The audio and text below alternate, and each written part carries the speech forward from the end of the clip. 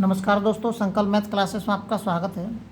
Train पे आधारित part 6 चल रहा है। अभी पार्ट 6 ख़त्म नहीं हुआ है। मैंने पार्ट 6 में भाग 6 ए और भाग 6 बी हल करा रहा हूँ। ये पार्ट 6 का ही 20वां सवाल है और इससे संबंधित ये पहला सवाल है। सवाल शुरू करने से पहले मेरा आपसे विशेष अनुरोध है कि वीडियो को लाइक एंड शेयर ज़रूर करें। एक रेलगाड़ी किसी स्थिर खंभे को पार करने में 1 मिनट का समय लेती है। किसी पुल जिसकी लंबाई रेलगाड़ी की लंबाई से दुगनी है को पार करने में कितना समय लेगी।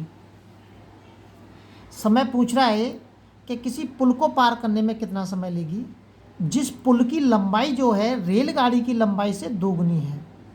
और यहाँ कह रहा है कि एक रेलगाड़ी किसी स्थिर खंभे को 1 मिनट में पार कर रही है। और यहाँ पूछ क्या रहा है, समय पूछ रहा है कि उस पुल को पार करने में कितना समय लेगी। तो देखिए, समय पूछ रहा है तो समय बराबर की दूरी बट्टे चाल हम लिखेंगे। तो चाल तो हमें इस प्रश्न में कहीं पे दिखाई ही नहीं दे रही है। तो सबसे पहले हम ये सोचेंगे चाल हम कहाँ से निकाल सकते हैं, हम इसमें से चाल को कैसे निकालेंगे, ये हमारे दिमाग में आना चाहिए। तो देखिए, इस जगह पर आते हैं पहले कि किसी पुल जिसकी लंबाई रेलगाड़ी की लंबाई से दुगनी है। तो मैं मान लेता हूँ रेल की लंबाई 1 मीटर है,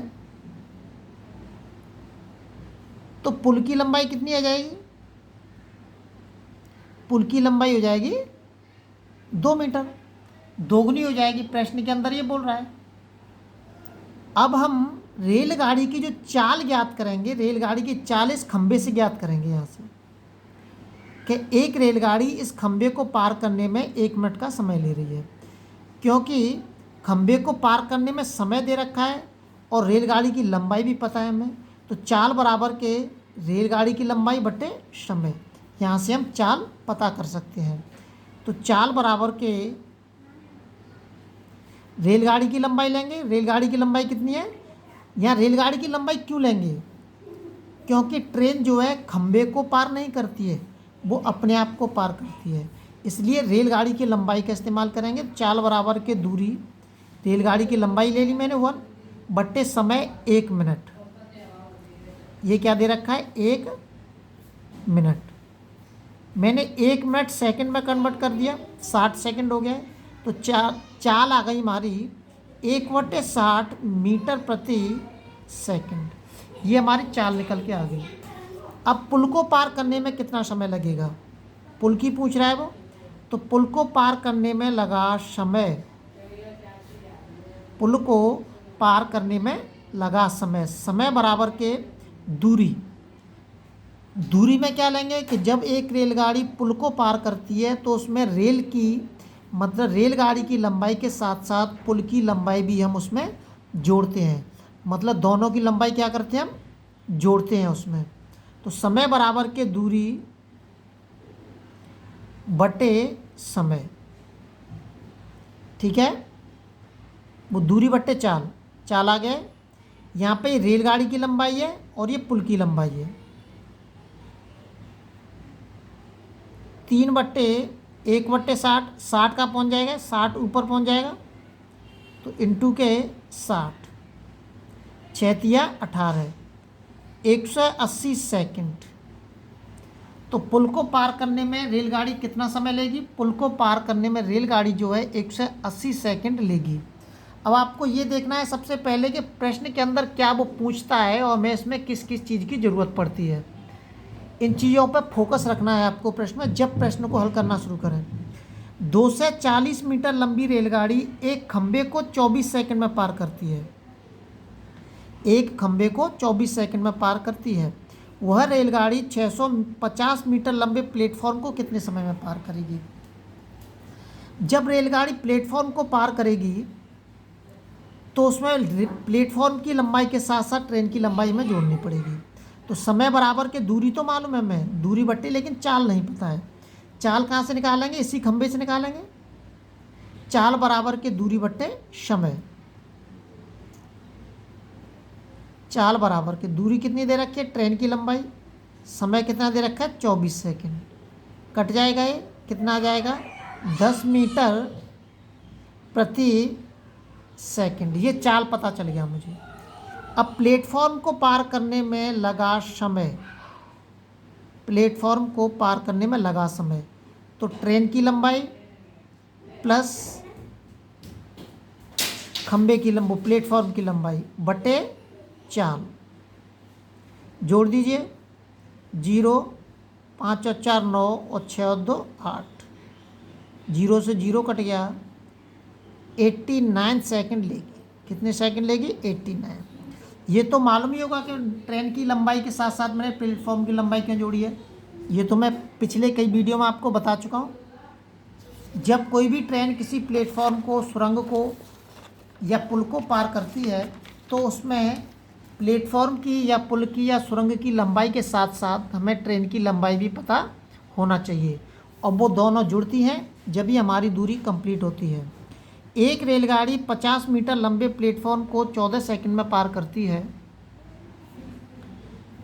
और प्लेटफॉर्म पर खड़े आदमी को 10 सेकंड में पार करती है। रेलगाड़ी की चाल ज्ञात कीजिए।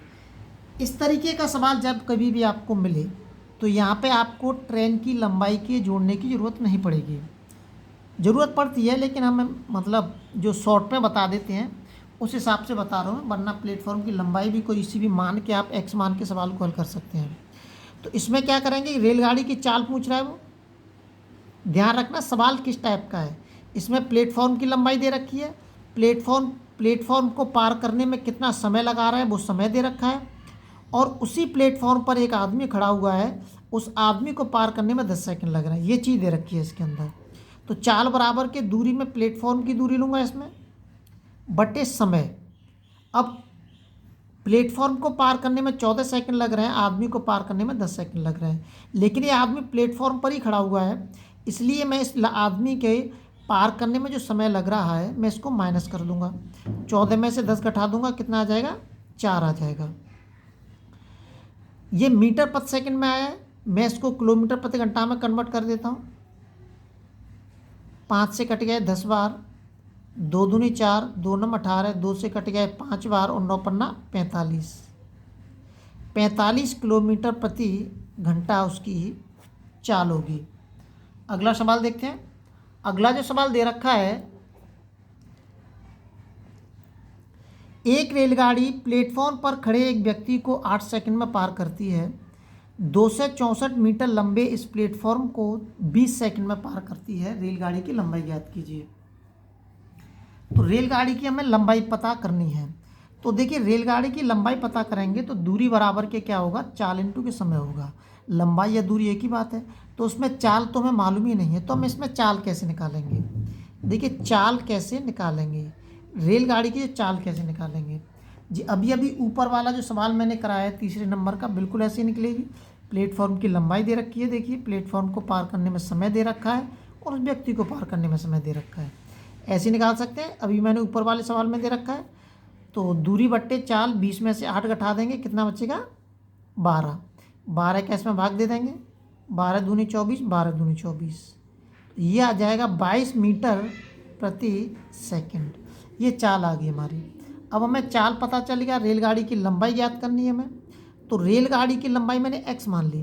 तो देखिए रेलगाड़ी की लंबाई के साथ साथ मुझे इसमें किसकी लंबाई जोड़नी पड़ेगी, रेलगाड़ी की लंबाई के साथ साथ मुझे इसमें प्लेटफॉर्म की लंबाई भी जोड़नी पड़ेगी। जब भी हमारी ट्रेन वो कुल जो दूरी है, सापेक्ष जो दूरी है वो कंप्लीट होगी हमारी। तो दूरी बराबर के चाल, अरे ये सामने आएगा, चाल इंटू के समय। समय देखेंगे जो प्लेटफॉर्म को पार करने में समय लग रहा है उसका इस्तेमाल करेंगे। अब हमें व्यक्ति के समय से कोई मतलब नहीं है। कितना आ जाएगा 440, घटा देंगे इसको, ये इधर जाएगा माइनस में हो जाएगा, इसमें से घटा देंगे सीधा। तो 10 में 4 गए तो 6 बचे, 13 में 6 गए तो 7 बचे और 176 मीटर। जो ट्रेन की लंबाई है वो कितनी है, 176 मीटर है। अगर पार्ट 6 में कोई और सवाल बचे होंगे तो मैं आपको अगली वीडियो बताऊंगा, अन्यथा अगले टाइप के सवालों में हम आपसे फिर मिलते हैं। जब तक आप वीडियो को अपने लेवल पर शेयर और सब्सक्राइब जरूर करें।